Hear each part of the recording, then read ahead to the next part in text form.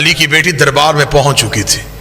یہ دربار صرف سپاہیوں میں نہیں سی، غیر ملکی سفیر، دوسرے ملکوں کے وفود لوگ دربار میں بیٹھے ہوئے تھے. دربار سجا ہوا تھا. ان وفود میں، ان غیر ملکی سفیروں میں عیسائی بھی تھے، یہودی بھی تھے، مجوسی بھی تھے. انہوں نے پوچھا یزید یہ کون ہے؟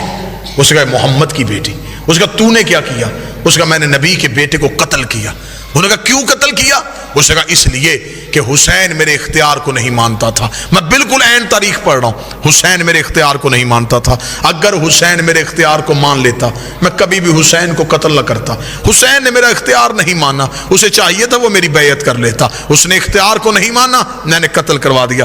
علی کی بیٹی کی کان میں یہ آواز آئی. بی بی 2 قدم آگے بڑھی، آگے بڑھ گئی. یزید تو کہتا ہے ہم نے تیرے اختیار کو نہیں مانا، تیرے دربار میں روشن دانوں سے ہوا کا شور آ رہا ہے، میں تجھ سے بات کرنا چاہتی ہوں، تھوڑی دیر کے لیے ہوا روک. جب بی بی نے کہا تھوڑی دیر کے لیے ہوا روک، یزید دیکھ کہتا علی کی بیٹی میں ہوا کیسے روکوں؟ بی بی دیکھتی کہاں ہے تیرا اختیار؟ تو کہہ رہا تھا کہ تیرا اختیار ہم نے نہیں مانا، اختیار آزما. روشن دان سے ہوا روک. اس علی کی بیٹی یہ میرے بس میں نہیں. بی بی نے کہا تیرے دربار میں سپاہی گھوڑوں پہ بیٹھے، گھوڑے سم اٹھا کے زمین پہ مار رہے ہیں، سموں کا شور آ رہا ہے، تھوڑی دیر کے لیے سم روک. اس علی کی بیٹی میرے بس میں نہیں. جملہ بی بی نے اتنا وزنی کا کھڑے بھی ہو جاؤ تو جملے کا قد بڑا ہے. بی بی دیکھا تھی تیرے جانور بھی تیرے اختیار میں نہیں،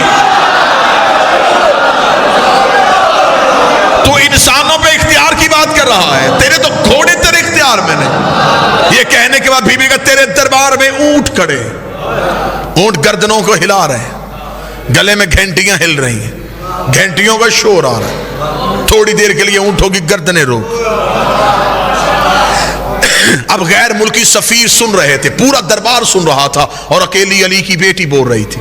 یزید کہتا کیا کہہ رہی ہے تو بنت محمد؟ کبھی کہتی ہوا روک، کبھی کہتی سم روک، کبھی کہتی اونٹوں کی گردنیں روک. یہ سب کچھ میں کیسے کروں؟ بی بی 4 قدم آگے بڑھی. دیر کا پھر ہم تجھے اپنا اختیار دکھاتے ہیں. بی کا اسکت خاموش. اتنا کہنا تھا روشن دانوں میں ہوا رک گئی. جس گھوڑے نے سم اٹھایا تھا اس نے زمین پہ رکھا نہیں. جس اونٹ کی گردن ہلی تھی اس کی واپس نہیں آئی. جس انسان کی آنکھ کھلی تھی اس کی بند نہیں ہوئی. جس کا ہاتھ اٹھا تھا اس کا نیچے نہیں آیا. جس کے نتنے سے سانس نکلی تھی دوسرے نتنے سے واپس نہیں آئی. انسانوں کے دلوں کی دھڑکنیں ان کے کانوں میں سنائی دینی شروع ہوئی. جب پورا دربار پتھر کا ہو گیا، علی کی بیٹی چلتی ہوئی یزید کے تخت کے سامنے آئی. بی بی نے ہاتھ کا اشارہ کیا، یزید کی ناپاک روح اس کے بدن میں واپس آئی.